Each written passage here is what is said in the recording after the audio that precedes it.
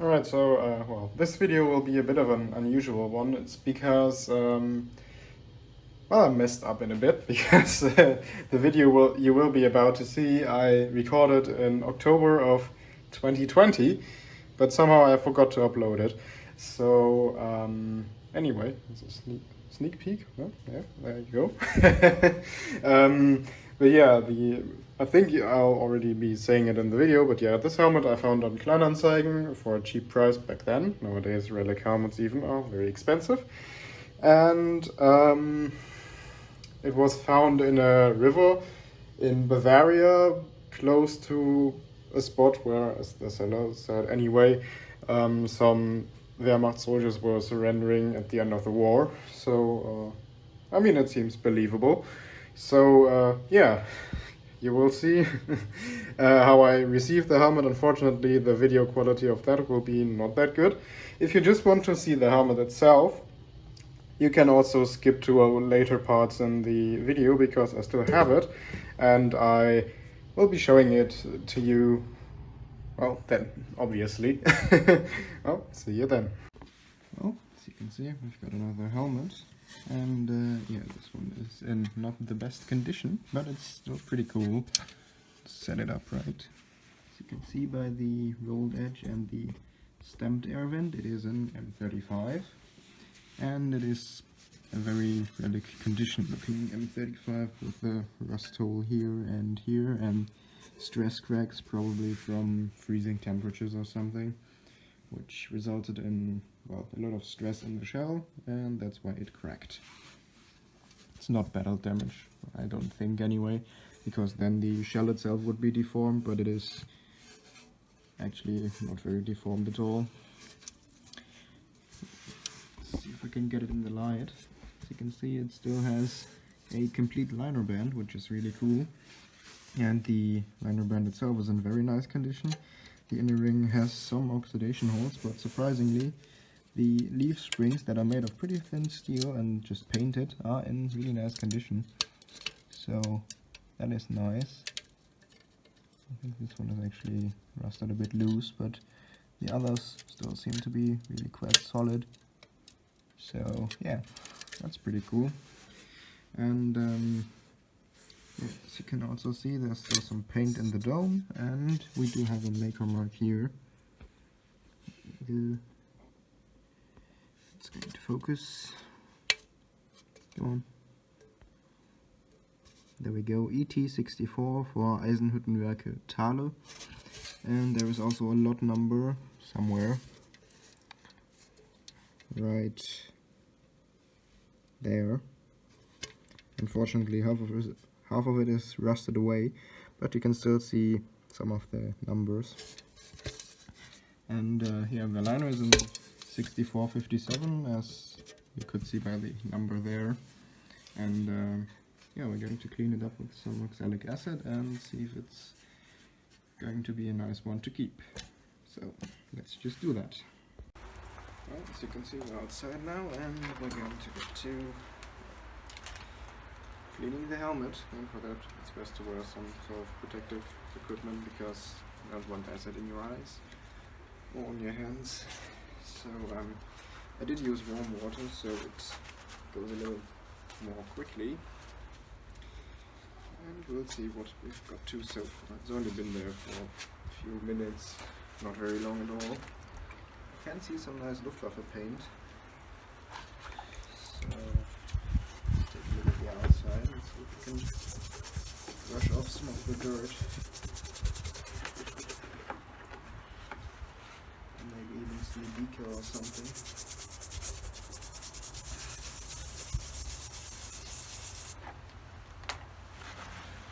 Stamp it back into the water. Have a look. No, I can't see anything. Taking it on the other side, I'm going to use a Scotch-Brite pad for this. Try to get at the rust. Gently though.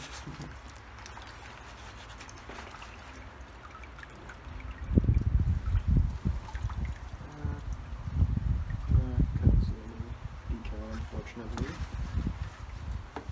So yeah, let's just to scrubbing off all the rust and try to get the paint to look nice again.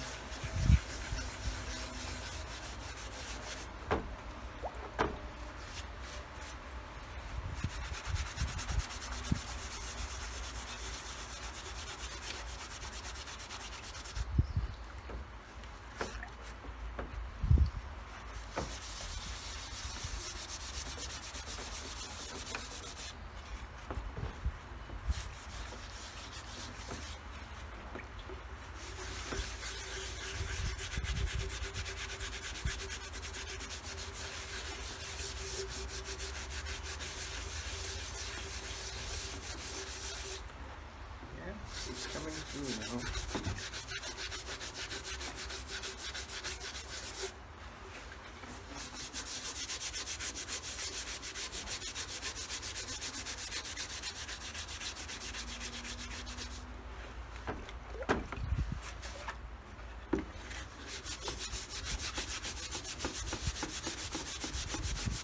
Someone did try to clean this before, but it doesn't seem like they got very far.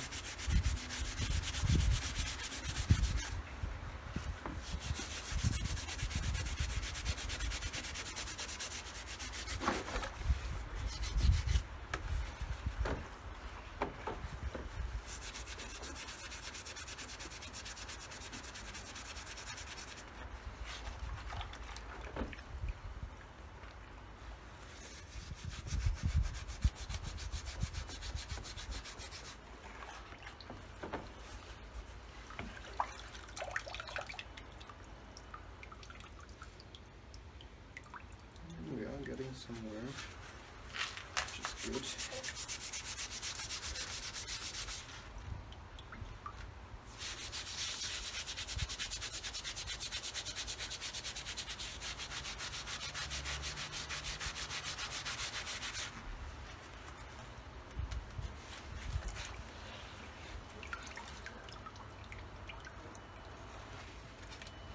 Let's take another look at the inside. You can definitely see the Luftwaffe paint now. Very nice. Maybe there's even a dome stamp or unit mark here. Let's just very gently go at it. Don't look like anymore. Have another look. Don't see anything right now. Well, there probably isn't anything. But yeah, I mean, I got the paint now.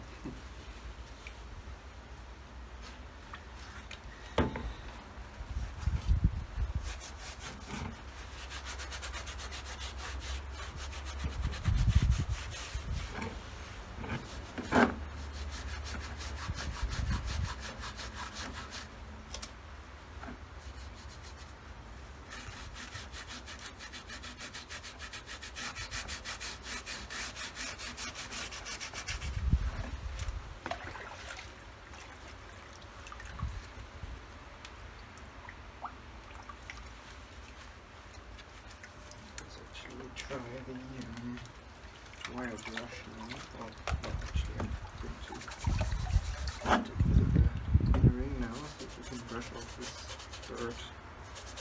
It's actually rather stubborn.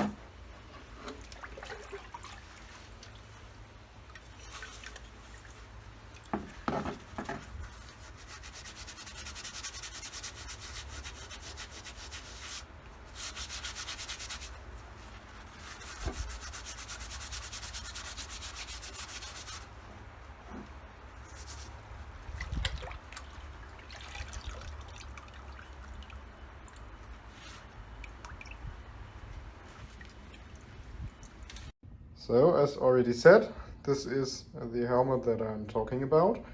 Now cleaned up, sort of.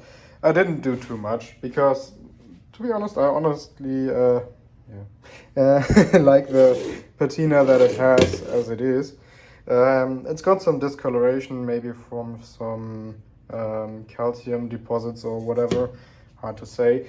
It would probably clean up a lot more, but I've seen with a lot of oxalic acid cleaned helmets, they form some yellowish deposits wherever corrosion is, and it doesn't look very nice.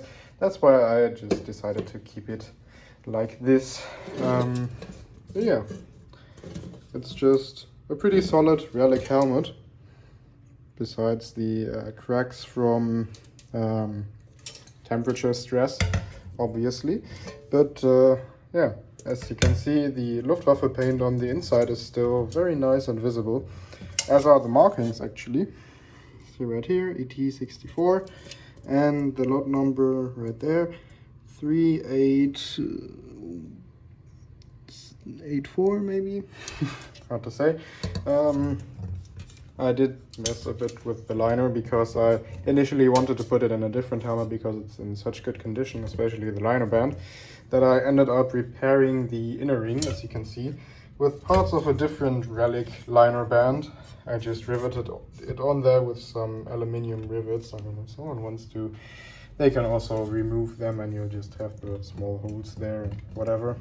But I don't think it hinders the appeal of it too much, so I'm just gonna leave it, because I mean the nicest thing about this helmet is probably the the liner bands. You can see right here, it's a 1938 dated Stuttgart one, and the brass split pins that are in good condition. But yeah, you can see the liner band itself has no corrosion, just none. So that's pretty nice. It used to have a lot of pebbles in between the shell and the liner band because it was in a river or a little creek, most likely. But yeah, so that's the helmet. I hope you enjoyed this little video, a bit of a nostalgic one for the viewers that, well, still watch my channel from back then, though I doubt there are many, if any. But if there are, do leave a comment. And I'll see you with another video, probably sooner rather than later. Which will be another restoration, by the way, but you will see.